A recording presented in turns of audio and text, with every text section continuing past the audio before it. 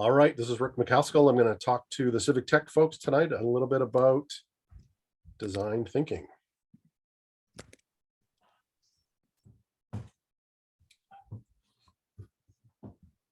Now, which screen are you guys seeing here? You see my speaker notes or the display? Now we see the real one. It's good. Yay. Good stuff. It always seems to share the wrong screen, so we're off to a good start. So tonight I'm going to talk a little bit about design thinking, or maybe you sort of know it as design thinking, or maybe you've seen it as design thinking, or maybe you've heard it from lots of different terms, because lots of different schools and places around, from Stanford to Zurb, you've heard of maybe the Double Diamond or IBM design thinking, or the Google design sprint process, or IDEO, human-centered design models. There's lots of different ways to think about designed thinking and how we get from ideas to human-centered design. But being an IBMer, today we're going to talk a little bit about IBM design thinking. These words are my own, but a lot of this content has come from IBM and the work that we do there. And the idea is that an awesome differentiated user experience really requires that our users are given the highest priority for the things that we do and the outcomes that we're expecting. So we often talk about design, and we talk a lot about the things of the design. We talk about the parts, the features. We talk about the internals, and how we build it and sort of what it does. We talk about the coffee machine. We talk about the fact that it's got heating elements, and that it's got tampers and belts and seals and water pumps and burr grinders and sort of all of that amazing type stuff, which is all critically important to actually making coffee. There's no question about that at all. But really, there's a little bit more to it than that when we're thinking about user experience. Hopefully the audio comes through a little.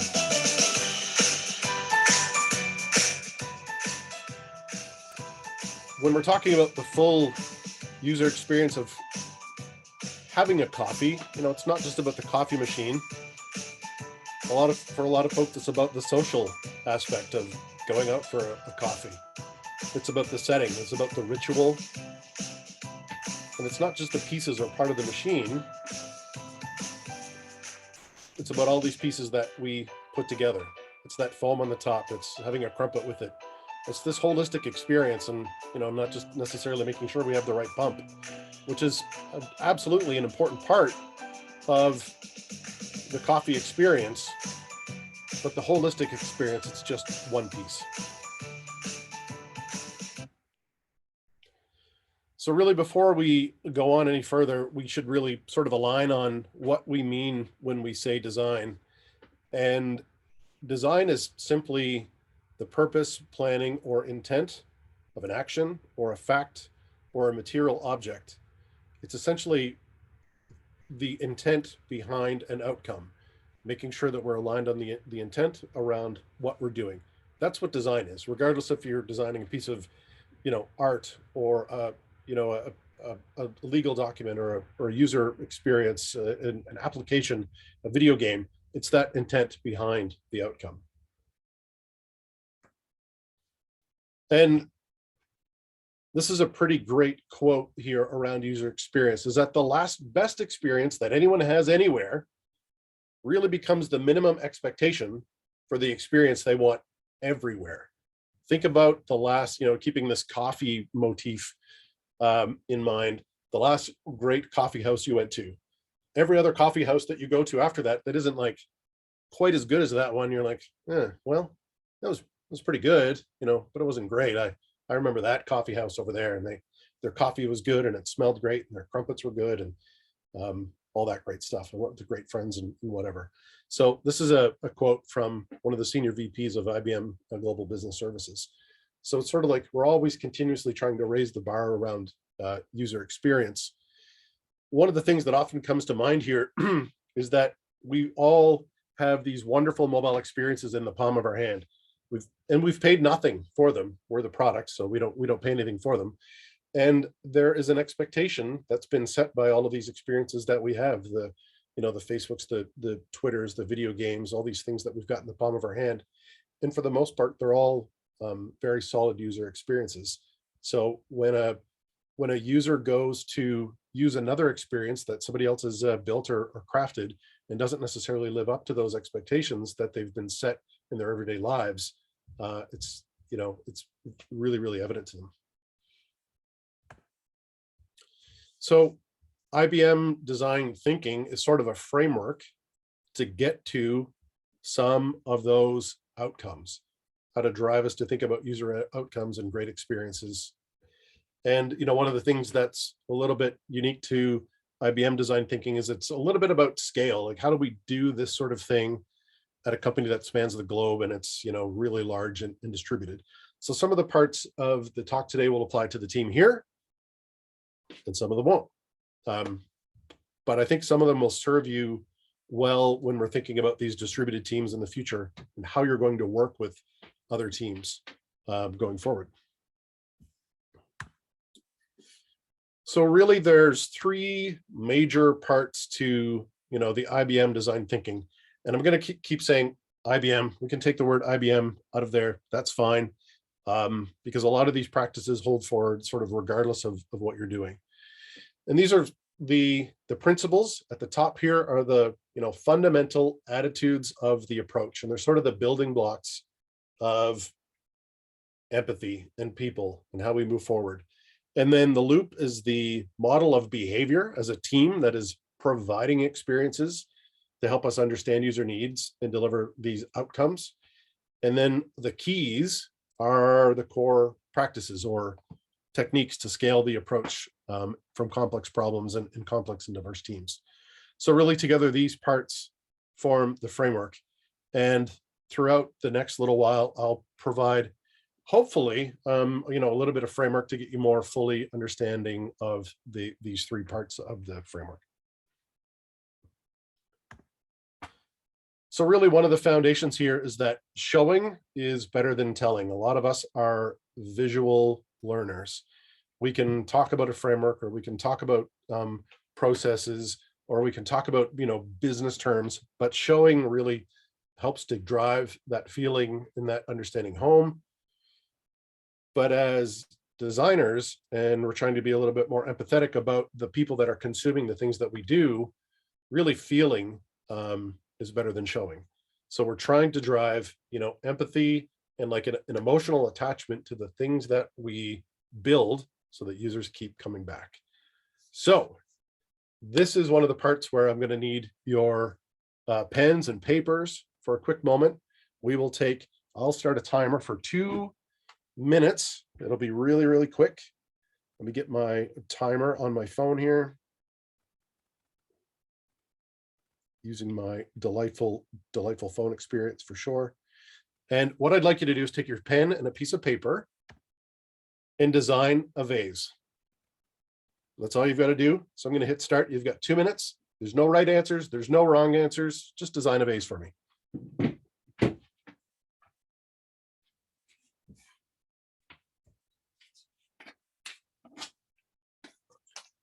Should have some interlude music, but I don't.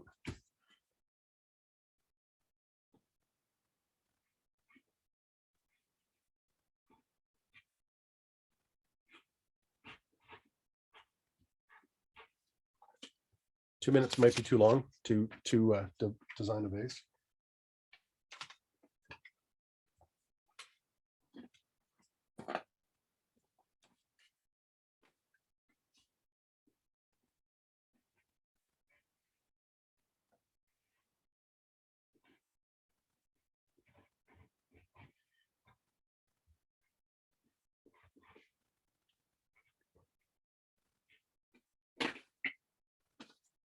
Who needs more time?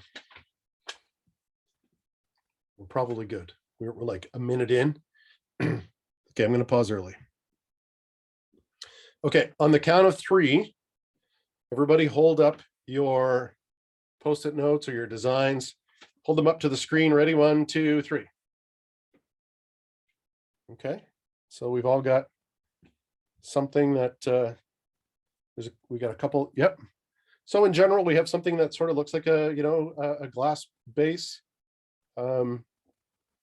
Shree's got something a little bit fancier with some feeding and watering, but in general, we've got this thing that we stick flowers in, and that's the end. So that's awesome.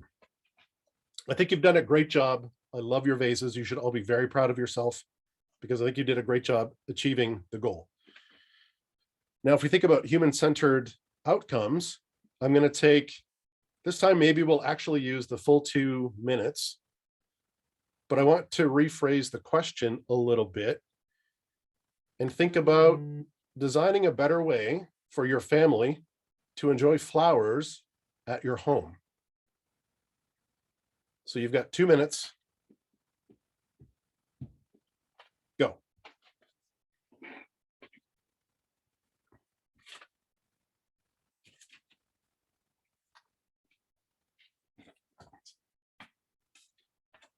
It might be a picture, it might be a couple of words, it might be some ideas in your head. All of that is okay. And when we're done, we'll talk about these ideas a little bit.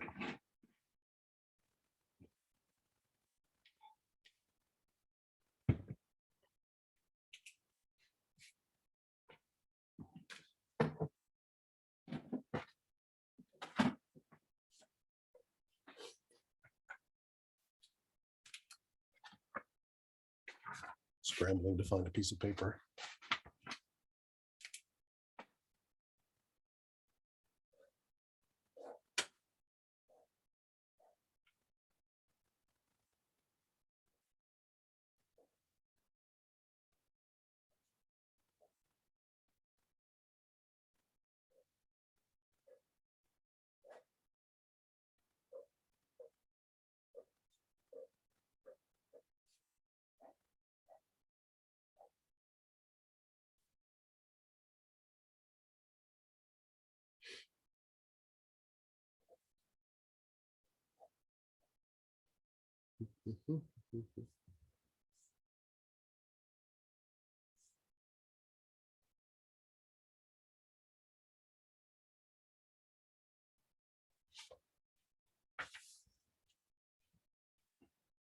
Some people look done, some people are putting an intense amount of work and focus into this. We are going to have some amazing flower experiences here in just a few moments. 5, 4, 3, 2, 1.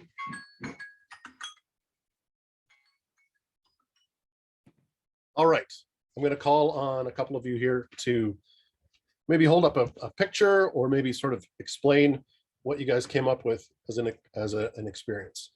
I see that Michael looks like he has something amazing to share. Michael, what did you come up with for a better way to share and experience flowers at home? I got the idea that we've got like this wall that sticks out and like divides the 2 rooms, and it's sort of got an end on it, and then we should make that into like a green wall type of thing with like a bunch of pockets on it and a whole bunch of different plants flowering out of that. So that was my thought. Bravo, I love it. You Ren, what do you have? I just have a pot of flower so everybody can water it, make it flowering better. I don't have much creativity. That's good. That's good. We all start. That's awesome. Pierre, you looked intent as well. Do you have any thoughts for us? Shouldn't be any surprise to anybody, but enjoying flowers in our garden, bring in some pollinators for our tomatoes and peppers and all that good stuff. Awesome. Thinking about enjoying flowers at home, but outside your home. That is great. Who else would like to share?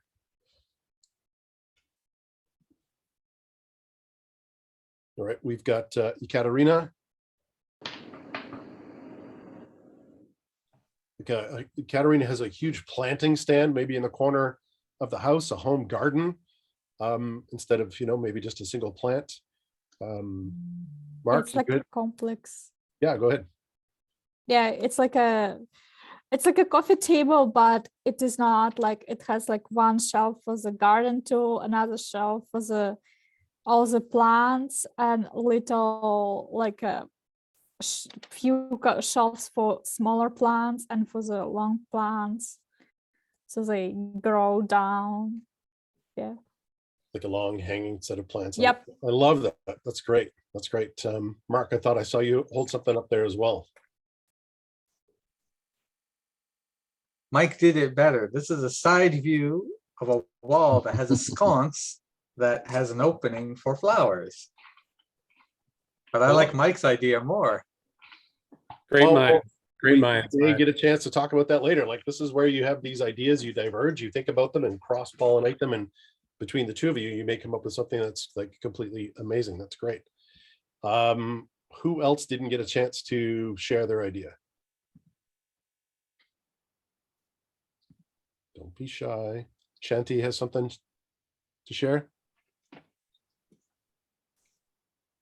Yeah, I just made a, it's called a Thoranam in Tamil. I'm trying to, it's like you string, in a string, you just put flowers together and leaves together, and you make a string, and you It's like a decorate garland. Like a Yeah, garland. but Garland. it's an open garland. Yeah. I'm not sure whether you can see it. I can. That's great. I'm trying to zoom in on it a little bit, and I'm probably sharing my screen, so other folks are having a hard time. Right. Does anybody else have something that they'd like to share? Dan, you've been awfully quiet. No, I'm deploying, so didn't have a chance to do anything. I'm just getting to listen. Dan is focusing on experiencing flowers during his deployment process, so that is totally okay. So actually, I built on the vase idea that you asked us to first draw and explain. I decided to explain why I had a complicated diagram. I like flowers. I don't like to, change the water. And I'm like the laziest gardener you can ever get. So I decided that, you could put a pump and somehow have a vase that circulates the water, and you can aerate it with oxygen and maybe have some light show going on as well. So that was some of the requirements that I kind of extrapolated when you said enjoy better flowers at home. So slightly different outlook to your question. I think enjoying flowers that are alive is a much better experience. Yes, I agree. Yeah, for sure. And the thing that this little exercise is kind of meant to, I remember the first time that I went through this exercise, and it unlocked sort of a part of my brain and thinking that had sort of been pushed away for a while. When we get into a lot of product development, we get into the like, hey, put a checkbox here mode, or, hey, build a vase there, or, this is a table, or this is a sort, et cetera. And we get focused into these like really specific details. And a lot of the times we need to like just take a step back and think about really what the user need is here. Nobody comes and says, please build me a checkbox. Like, they want that to solve a problem. So we need to think about those. So we've got a couple of things here, right? It's about really focusing on human needs, because focusing on those needs leads to better ideas. Hi, Kat. Instead of just focusing on the individual products or parts. One of the other things that we saw right here was that many perspectives generate more possibilities. So we gave everybody the space to have an idea, present their point of view. Everyone felt safe and felt the ability to share. And we saw some ideas like, well, if we take that idea and this idea, maybe we take Shree's idea of being able to self-water the wall and the internal wall with the sconce, and maybe we like stick that on the outside of the house. And we've got this amazing thing if we put some of these ideas together. And that's part of the design thinking process, is bringing in many different perspectives. And then really, sometimes the best way to learn is to make mistakes really cheaply. We talk about fail fast a lot, right? We all just designed half a dozen different ways to to experience flowers, and we did it in less than 3 minutes. So that was pretty cheap and pretty fast. So, bravo. I'll move on a little bit to talk about the principles that are sort of the prerequisites of design thinking. And really, number one is making your users the North Star. They are at the center, at the premise of like every action that we take, and measuring our success or your success as a product, as a team, as a designer, as a content provider, whatever, really needs to be measured based on the value that you bring to the users that you're giving it to. And the thing to think about is, the user might be the person using our meal planner. It might be the person who's doing our development or writing our documentation. Whoever you're providing something to, they're your user. And the premise is that, our success is measured on how well we bring value to them. Hold on, I got a cat that wants to say hi. Come here. Cats bring, value to everyone. So unless you're allergic, so here's my cat. For example, we get a lot, of this, your requirements include 400 features. And do you realize that no one would actually be able to use a product with that complexity? Oh, that's a good point. We should add easy to use to the list. So we've got sort of 401 there. Or maybe we fall into this here, right? When we have a kickoff of a project, we dream of this titanium plated nose cone and one main mirror and nickel plated rivets. But what we actually settle for is this thing in the middle, which is, maybe a nose cone and an antenna. Sure, it's got fins and a booster, but really what the user wanted was a bicycle and a ramp just to sort of like jump off the ground a little bit. And that's completely natural for teams to, shoot for the stars, literally in the case of this rocket, when that's not what the users want. Or not that they don't want that, but for right now, they don't need it. They just need that bike and a ramp. So really, part of what we touched about earlier is that we succeed or fail as a team, and we can really work faster and smarter by collaborating as a unit and not just individual disciplines. Again, this sort of applies a little bit more to enterprise scale type projects, but we see it here. We've got all these different skill sets that we bring. We've got security, we've got visual design, we've got process flow and management. And we're all trying to do a job, but the only reason we move forward is because we're moving forward as a team.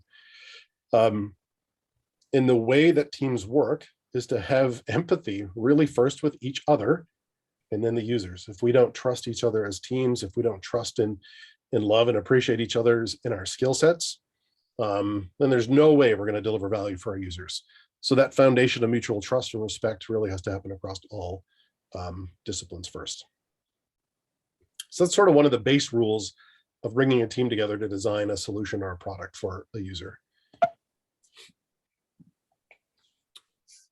And then we've got to have a bias towards action. Really one of the things that's tough, and I struggle with this as a product designer as well, is that everything is a prototype.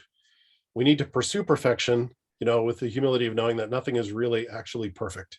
So we're always walking this fine line between, yeah, we want to absolutely build that rocket ship. There's no question we want to build that rocket ship. But maybe if we take a step back and we realize that, okay, well, first we need to give the user a bike, and that's okay. We can do that. They're not going to get off the ground, but it gives them some velocity. And then we build a ramp, and then we start putting those things together. And the idea that there's always this balance between the prototype of let's get this thing out there and done and move forward so that we can learn and grow versus waiting till it's perfect before we release it. And for me, I'll be honest, that's really difficult. I always want things to be perfect before we release and go forward. The problem is the longer you wait to get perfect, the longer it is before users touch it and feel it and play with it, so you can get honest to goodness feedback. So it's that in the more that you're really embedded in your, my idea is right, because I just spent 6 weeks friggin' building it. Of course it's right. And getting it out there and getting feedback. But we're going to talk about how all those things sort of play together here in just a minute. We are going to talk about the loop. So we're talking about some of the other parts that make, and these are things that we all do. We just don't necessarily have a word or a framework for it, but we're going to talk about what each of them are. So number one is observe.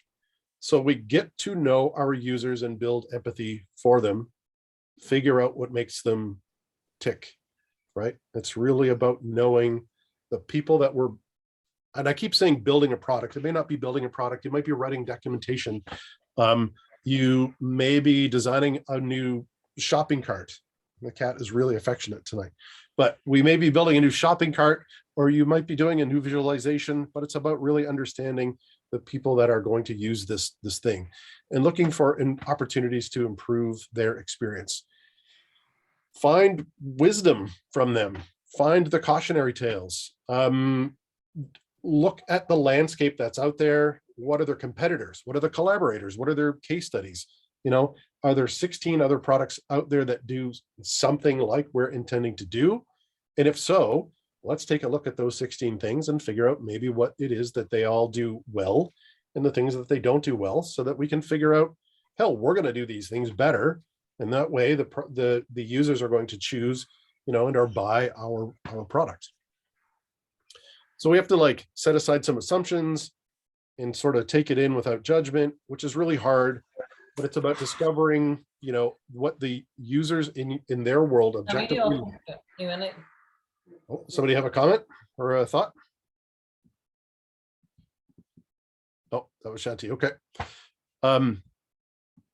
That seems like, I'll go through the other parts of this loop for a moment, but it seems like an okay time to pause and ask if anybody has any questions or thoughts or ideas about what I've talked about so far.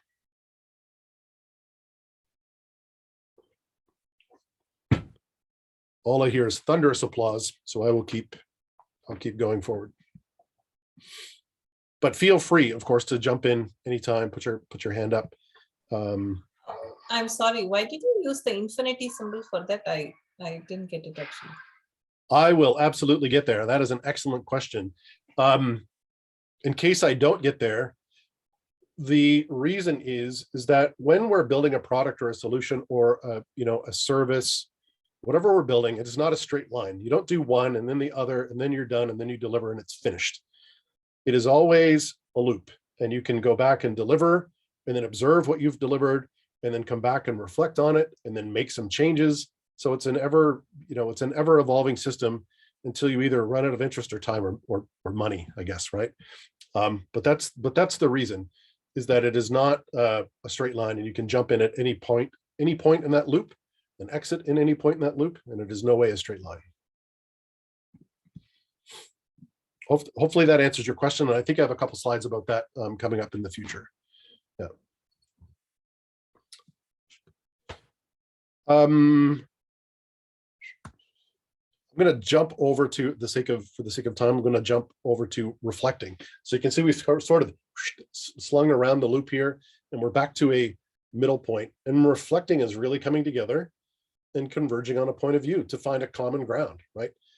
And it's about uncovering insights. And those insights may be from some user research that you just finished having.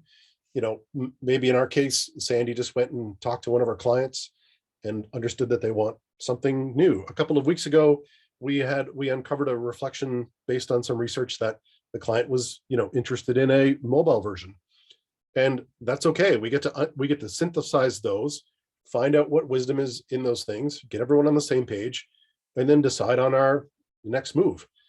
And that's what reflecting is all about. And that might be as a result of a conversation. It may be as a result of showing off a prototype or a bug report that comes in, or a whole bunch of features that are broken or don't work, or the fact that we've knocked it out of the park and all of this stuff is amazing and users love these parts, and we can reflect and share that. And that's a huge part around aligning as a team, as a fundamental team. You know, it's not the designers having a conversation, you know, or the bug trackers or the scrum master. It's about coming together as a team and really reflecting and aligning on what's going on. Sometimes it looks a little bit like this when we were in person. It's about having those insights and, you know, millions of sticky notes and sharing them and rearranging and clustering them. And sometime in the future, I'd love to take everyone through a couple of design thinking exercises in, you know, under the umbrella of one of the projects that we're working on. I think we would love to do that. And then we sort of move to the other phase, not the last phase, but a phase of this. And this is about making. It's about getting your hands dirty at this point. You know, we talked about a picture being, you know, showing is better than telling. And we know that a picture is worth 1,000 words. So we don't necessarily want to tell our ideas. We show them. So we explore with our hands and we find out what works and what doesn't work. And we prototype those possibilities. And that prototyping may be in a product like Figma. It may be with cardboard and paper. It may be with Post-it notes or stickies, and that is all totally valuable. You know, paper prototyping works great when you're all together and you want to run a few ideas through by people, and there's a bunch of techniques for that, which is great. It's hard when we're all apart, and Figma and tools like Sketch and that sort of thing sort of take the place, Mural, and those things take the place of some of those paper prototypes. So individually, it's important to be able to take these ideas and play with them. And, you know, there's sort of an example of a paper prototype. You know, you just draw some things out and you hand a stack of paper to somebody and go, all right, build a meal. And they go, all right, well, I'm going to click this thing. And then we go, super. And then you hand them a new piece of paper. And then they click the back button. You pull that piece of paper from them and you give them a new piece of paper. Like, that's all valid and it's all valuable and takes almost zero time as long as you're all together. And the thing about that loop is you can start at any place. If someone came up to us and said, like, let's build a meal planning application, you can go, great, I don't know anything about that. I can start with observing the clients. I can start with just jumping in head first and building something. Or I can, you know, start with some collaborating and reflecting. But either way, as long as you start at any one of those places and move to a next place on that loop, you're going to get insights and you're going to move the process further along. Sometimes some of the conversations and projects that maybe we've been involved in maybe sort of look a little bit like this, where if we just are in the observe and reflect portion of this loop, then we sometimes get into analysis paralysis. We're like observing, reflecting. We've never made anything. We've never actually taken a step further to prototype or whatever. We get stuck in here. Or maybe you are in the reflecting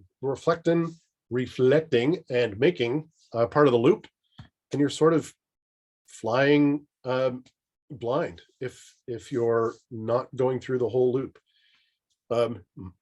Maybe worse is if you're just observing and making and you never reflect. You're kind of like maybe just taking orders and going around this loop without the team ever coming back together to figure out what's going on. So that's really why it's a loop, is because all three of these parts are important. Observe and reflect and make. And again, we can jump in as a team at any part of these loops. And that might be from the entire project level type view, which is design a new way for people to experience flowers. Or when you start to get into smaller parts of that project, how do we water this thing? How do we affix them to the wall? How often do they need water? Like this loop is for big scale problems and, you know, individual type, you know, features and functionality as well. It is 8:20, and the next spot would be going into the keys and talking about some of the hills and playbacks and sponsor users. But I think we've been going at this for a while. I think this is a good time to stop for tonight to think about, the process and the loop. Have maybe a quick conversation. I'll open it up to folks on the floor. And if we find some time in the future, we can talk about sort of the keys and how they come together for alignment across a project as we keep going forward. So I will pause there for tonight and open it up to questions.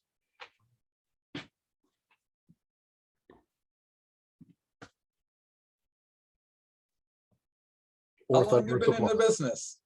Or thunderous applause.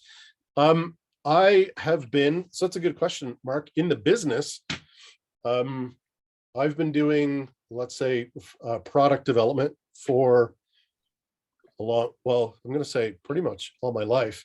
But I spent a lot of my career as a front-end developer.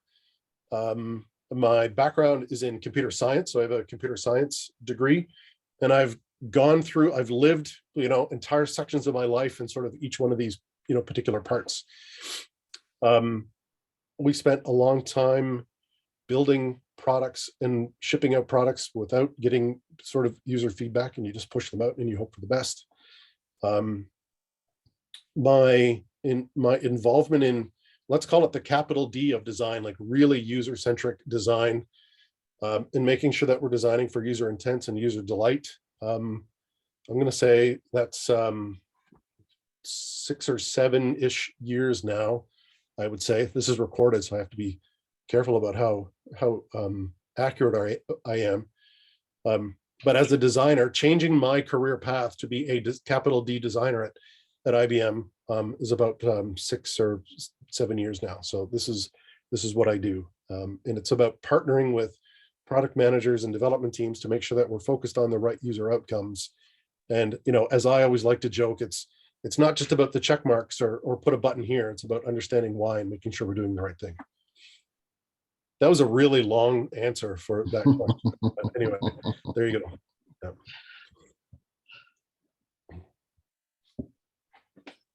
Yeah.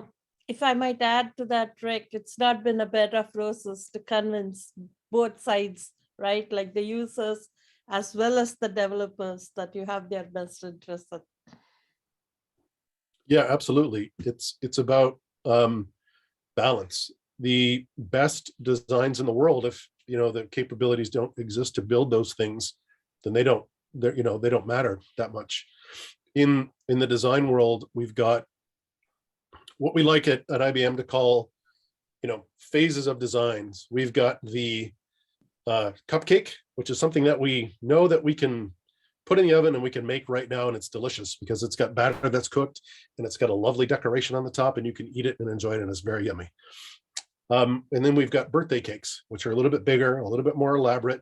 We're a little less sure about how they're going to come about, but we know that we want a birthday cake. And then when you go further down the road, when all the bells and whistles are there, like that rocket ship on the left, we tend to call that like the wedding cake. It's a little fuzzier, it's a little further down the line, and it's a lot more ethereal as to whether or not we can even build that thing. But sometimes we can use that sort of point of view, saying like, okay, well, here's our wedding cake, and we know we can't bake it today, but we can take that idea and move it backwards a few steps to build that cupcake, so we can see where we want to get to. For example, with the meal planner, we sort of had the work that we're doing now. We went away and did some sort of a little bit more further reaching type of designs around the user's needs and thoughts. And then we sort of worked backwards and are trying to like take baby steps in order to get there with the tech and the capabilities that we have. So that's sort of the way that we do it. To Shree's point, it's absolutely a partnership.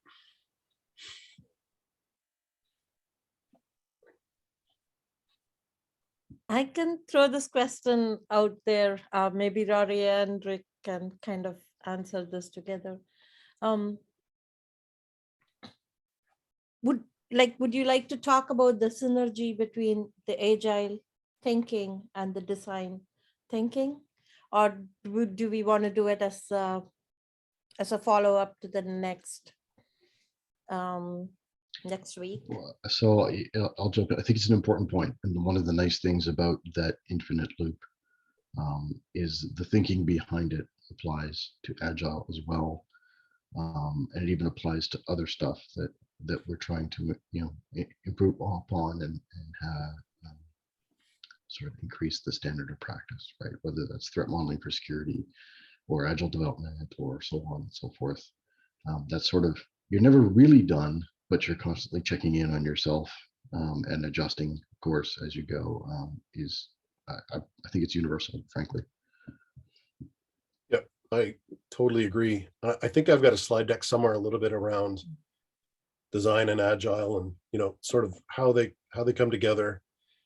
Really, I don't believe that there's any like, this is the way they go together. It's about the team coming together with their own contract to figure out how it should happen. Some of the things that have worked really well so far for us in the past is to have the whole team decide on those outcomes. We've got those epics, you're still doing your backlog grooming, etc. But the stories for a design team maybe will look a little bit different. Whereas you've got to go do your research, talk to the clients, make sure you know what's going on, do some prototyping, make sure the prototypes are feasible, play them back to your clients, make sure that they're validated. And then you've got sort of a high, let's call it a medium to high fidelity type view of what the interface is going to look like. And you're doing that 2 or 3 sprints ahead of development, so that when development comes along to pick up story XYZ, we've got, the user research and sort of the designs and proof that that the API or architecture can support it, essentially. We could go into a whole other topic of conversation about that, but it's all executing on the same things, but we've got different phases of the team, that are in different maturities as the agile train sort of moves along. Agile train? Sure. Why not? Yeah. Actually, I'm going to so steal that phrase from now on, Rick. Yeah. Trains and agile trains, I don't really think they're a thing, but I still think you should trademark it right away. Too late, Roddy. No, we now have proof. This is recorded. We've got data to back it up. Yeah. get witnesses. Yeah. This actually just curious about your direct observation. So obviously in both design thinking and in agile, there's the notion of sort of the retrospective and or playback to get that stakeholder input and validation. Is it easy or difficult to get design and development sort of in sync and presenting those playbacks at the same time? I'm supposed to say it's easy. Mm-hmm. It's not. And sometimes it's hard for the same reasons. We've put a lot of time and effort into designing this thing, thinking about the thing, reflecting about the thing, prototyping it, building it, shipping it, delivering it. And then when you hear it's not very good, or it still doesn't meet all of the criteria, and you've got to go back through that loop, it can be difficult. At scale, having that reflection built into the process, whether or not it's dedicated design researchers or a weekly sit down with the people you're delivering this thing for, it's complicated at scale, but essentially it's sitting down to build, again, empathy with the people that you're building this thing for, right? Hey, we added this button, and it's around letting those folks that you're building it for play with it and drive the conversation. A lot of times we will sit in front of somebody and go, look, we did this and we built that, and you click here and it does this and it does this thing and blah, blah, blah. Isn't it great? And then the users that we built it for go, yeah, that's it's cool. That's great. I love it. And then we deliver it to them and they have no idea how to use it because we never actually did any usability testing. So that sort of observation, regardless, is quite nice. And in the case of maybe a meal planner, it's just come up with a couple of use cases, like our meal planner can create a meal plan and assign it to a user and print it out so that they can get out the door within like 15 minutes. Like that's potentially a use case that we could use. And then we go to Greener Village and say, can you use our prototype here and execute this use case? And, and see what they do. And really that's the true test, is of, whether or not anything's really usable or not. I think it's a really good call out, Rick. Like it's super, like you just said, you tied it back, but it's super applicable, especially since like we're so, I don't know, there's so much time that passes. Like it's awesome, Shanti, that you got a chance to like interface with them just recently, but like the amount of time that passed between that and the previous time just makes that difficult. And then like, you kind of forget how important that, not that you forget how important it is, but it just becomes something that's sort of like out there in the fog. And then it can be really hard when they come back and like have like constructive feedback. And you're like, well, it would have been nice to know that 6 months ago, but not that it's anyone's fault. It's just, I think it's really, really salient, really, really something for us to take to heart, because it's an interesting situation as far as communication with our users go. And And no, that's exactly right. And even though obviously at IBM we try to do these things as well as possible, I sit through a lot of playbacks and demos that are nothing but demos, and they're mostly being demoed to other developers. And then it goes, on a shelf or stored in a file somewhere. Somebody might go look at it later. But that feedback loop feels a little bit broken sometimes. One of the things about that feedback loop is that we tend to, and I mean the collective creative universe tends to want to make sure that we don't show things until they're done, till we've got it perfect. There is never any wrong time to get feedback from another member of the team or your users. Paper prototyping is a great time to do it if you're in person. Hey, by the way, we've got these 13 things we're about to work on. We don't really have any idea what they are, but which sort of, do you want to do a card sorting exercise and help us figure out what we're going to prioritize in our next sprint? Like any of those things are totally reasonable to do, and then bring the user along with you through the entire journey so that when it's done, it's not like, ta-da, here's the product you haven't seen, but we took all your, requirements into account and now it's finished. That is too late for sure, but there's never a too early. But we tend to, I always get nervous showing off my work. It's not good enough. Self-doubt. Is it going to meet expectations? And that's something that everyone I think needs to work with and struggle with and get over, because the more we share, the better we get at it, and the better outcomes that we get as far as that sort of, observation and reflection type part of the loop.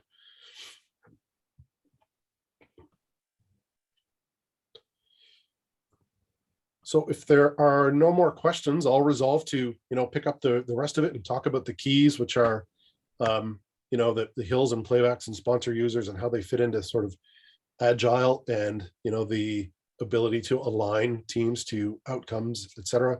It's sort of an exciting part, which I really enjoy. So if this part of the presentation didn't bore anybody too much, then I'll resolve to come back and do part 2 in the future. Definitely. Yeah.